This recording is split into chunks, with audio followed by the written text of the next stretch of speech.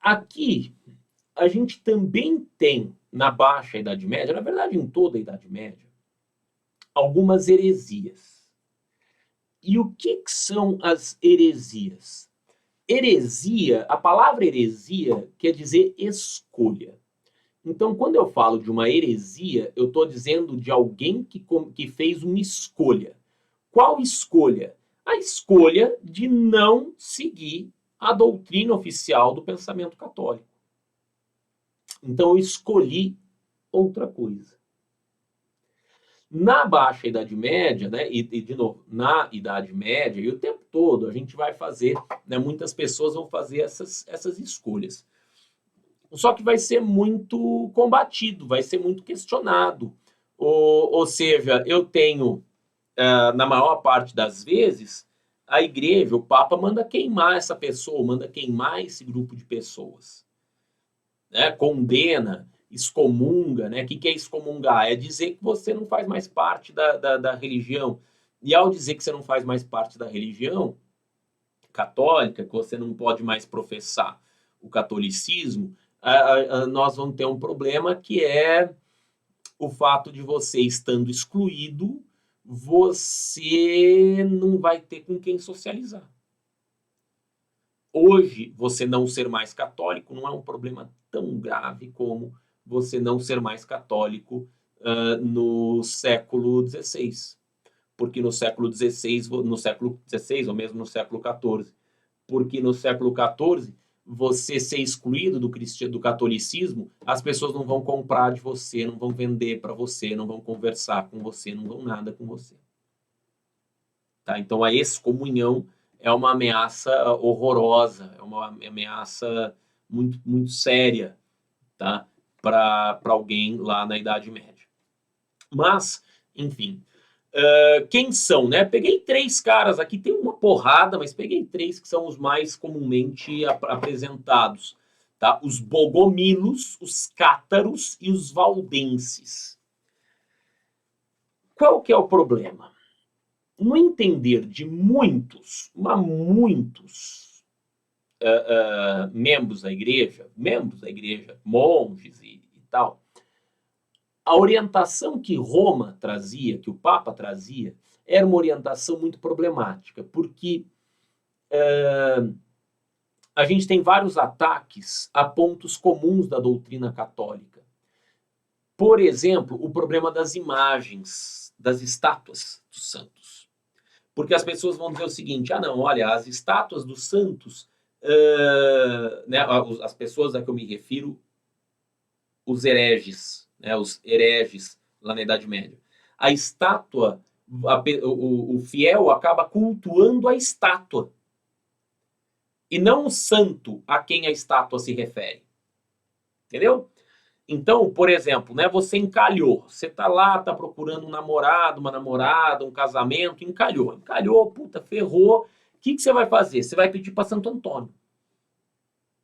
Então você vai lá e reza para Santo Antônio.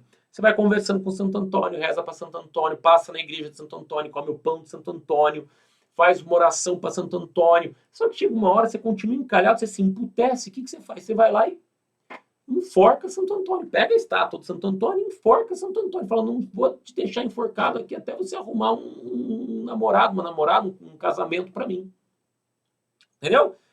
E aí passa um mês, você ainda não arrumou. O que você faz? Você entorna o Santo Antônio de ponta cabeça enforcado dentro de um copo d'água e bota no fundo do armário. Ou seja, você está colocando ali uma expectativa para a estátua, que a estátua tem que resolver o seu problema. Quer dizer, não é o Santo Antônio que está no céu, é a estátua que está pagando. E isso é complicado, isso é grave. No entender da igreja, evidentemente, né? No entender desses hereges. Porque você deveria orar, devia conversar com Deus, e não com uma estátua. Então, os bogomilos, eles não gostam das imagens, né, dessas estátuas. Não gostam dos santos. Por quê? Porque eles vão dizer, olha, não tem na Bíblia que você pode ter estátua. Ao contrário, Deus não gosta dos idólatras, né, dos iconoclastas. A própria igreja bizantina vai romper com Roma por causa da questão, também da questão das imagens. Então, a estátua do santo é um problema. E, ademais, para Bogomilos, para os valdenses também, a questão dos santos, a própria existência do santo, é uma existência complicada. Não está na Bíblia. Onde que está na Bíblia? Você tem os apóstolos, você tem, né, as pessoas que interagem com Jesus, você tem os profetas, né, no Antigo Testamento, você tem uma série de questões, mas o santo não tem. Pelo menos no entender dos bogominos, no entender dos valdenses. Então, como que eu defendo a existência de santo que não tem na Bíblia? Entendeu? Tá? Então, para os bogominos e para os valdenses, isso não dá. Um outro problema, os sacramentos. Pô, para o católico são 7 sacramentos, né? Batismo, a comunhão, o matrimônio, a extrema-unção, a ordenação, batismo, comunhão, ordenação, o crisma e a confissão, né? São, acho que esses 7 os sacramentos. Me corrija aí, escreve para mim aí se você lembrar de mais algum. Mas eu acho que são esses.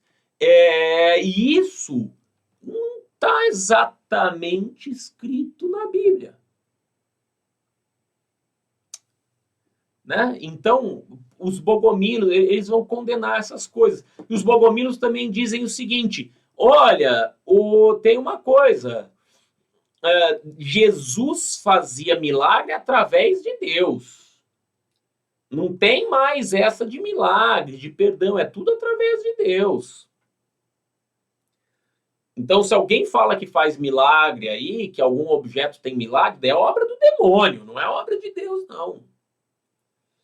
Tá? Esses são os bogomilos, claro que vamos queimar todo mundo.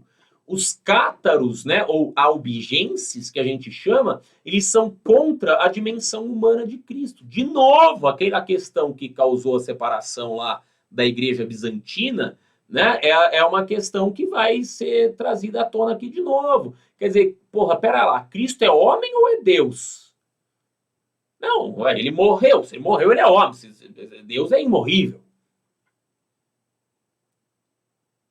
Ah, não, pera lá. Era Deus se manifestando na terra e para voltar para o céu. Ah, não, então tá. Mas então ele não é homem. Então, como é que fica a trindade? Então, os cátaros vão questionar isso. E os valdenses, eles trazem um outro problema. Jesus é um homem que não trabalhou. Pelo menos não de acordo com a Bíblia. Ele estava sempre com os pescadores, sempre com os pastores. Era filho de um marceneiro. Morreu pobre. Doava dinheiro, defendia a simplicidade, e o Papa é um cara riquíssimo. E a igreja é riquíssima. Então, para os valdenses, não dá, entendeu? Um problema. Então, eles defendem a austeridade. Você tem que ser uma pessoa austera, você tem que ser uma pessoa que não acumula dinheiro, que não fica na farra, comendo, bebendo, que nem os padres, os monges, muitas vezes faziam. Então, esses questionamentos morais e esses questionamentos da doutrina católica vão acompanhar a igreja a Idade Média inteira. Tá? Essas são algumas das questões das heresias. Como é que a igreja lida com as heresias na Idade Média? Queima todo mundo. O primeiro herege, o primeiro cara a dizer: olha, igreja, você está muito errada, eu vou fazer outra igreja, e sobrevive, é o Martinho Lutero, em 1517. Tá?